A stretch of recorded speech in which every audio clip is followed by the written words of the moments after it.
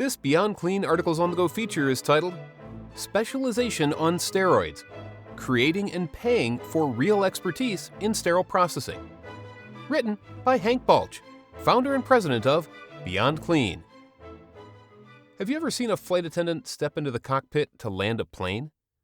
When was the last time you witnessed a pilot go outside to load passenger luggage and refill the peanut stash?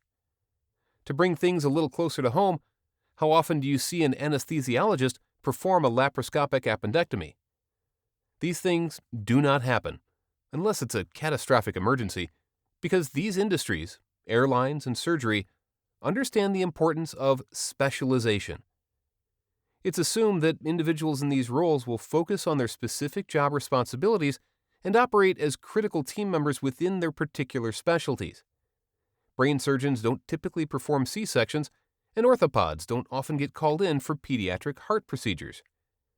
When we turn our gaze to sterile processing, we throw the idea of specialization out the window. We expect our technicians to be just as competent in the decontamination and cleaning of medical devices as they are in identifying, inspecting, and assembling them. We put a premium on cross-training while paying lip service and low rates for any type of true specialization in our field.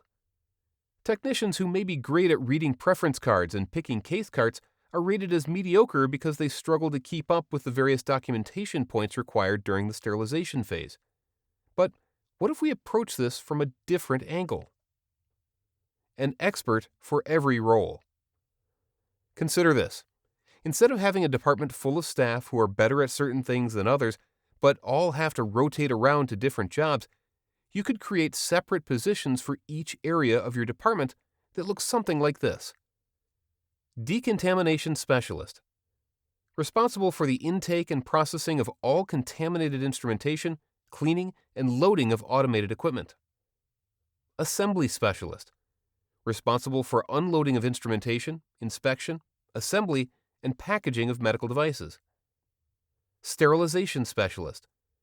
Responsible for loading and unloading of autoclaves, required testing and documentation, and required maintenance of units. Distribution Specialist. Responsible for stock of sterile storage areas, picking of surgical case carts, and distribution of trays as needed by the operating room and other customers. These specialized roles would come with a number of advantages to the sterile processing team. First, with specialization comes the ability to develop true expertise to a level that is nearly unattainable for individuals who are cross-trained on many roles at once. Someone who does the same job every day comes to learn the intricacies of their role, equipment, and processes at a far greater level than someone who happens to work in that assignment only a couple of times per month. Second, consistency in these areas gives both the staff and department leader the ability to measure actual productivity, trends, and impacts of process changes in a way that is nearly impossible with constant shuffle of staff that occurs under typical staffing models. How do you measure the speed of an assembly technician against the output of a decontamination worker? You can't. And that's one of the problems with the lack of specialization among our SPD teams. Financial incentives for real expertise. The specialization model would then replace the traditional sterile processing career ladder of Tech 1, 2, 3, etc. Instead of being based on seniority or general knowledge, each specialty would carry its own pay rate based on the complexity involved in the position and the ability to recruit and maintain high-quality staff in those roles. Assuming your average hourly rate was $18 an hour, this specialization model would break down something like this. Decontamination Specialist, $22 an hour. Assembly Specialist, $20 an hour. Sterilization Specialist, $16 an hour. Distribution Specialist, $14 an hour. I realize these differences may be shocking to an industry that has historically started everyone at the same rate and only given incentives for total experience or possibly certification, but this kind of pay model is completely normal in countless other industries. Instead of fighting the decontamination war with technicians who hate working in there and aren't very productive even when they do, this model would give department leaders the tools to recruit for those unique souls who prefer to work all day in PPE and look forward to the soundtrack of humming ultrasonic cleaners. It would also incentivize your high-performing assembly technicians to dig into every aspect of surgical instrument knowledge, including identification, substitutions, functionality testing, and tray assembly. Roles that require less initial training and reduced risk, such as distribution and sterilization, could be staffed by personnel who prefer to be able to move around throughout their workday and enjoy communicating with customers in the operating room and clinics. While just as important as the other team members, these roles are typically easier to recruit for and have the perks of rarely being exposed to contaminated instruments or sharps. On specialization and certification. The implication of this concept would have dramatic impact on our certifications and training as well.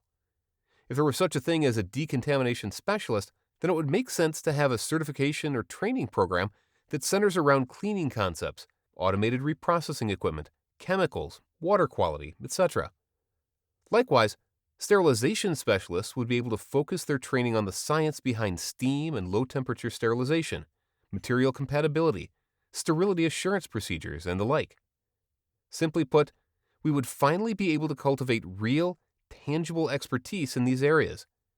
Instead of teams that know a little about a lot, or just enough to gain a general entry-level certification, our technicians could pursue knowing everything possible about their primary specialization and establish themselves as subject matter experts in those particular niches.